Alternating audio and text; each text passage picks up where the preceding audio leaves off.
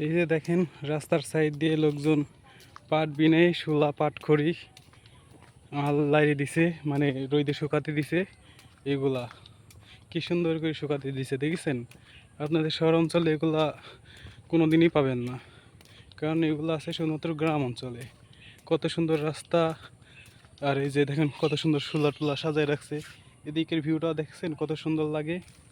চলেন এদিকে যাই। এই যে দেখেন এটা সাঁকো, এখানে লোকজন বসে থাকে, বিকেল টিকেল হলে বসে থাকে।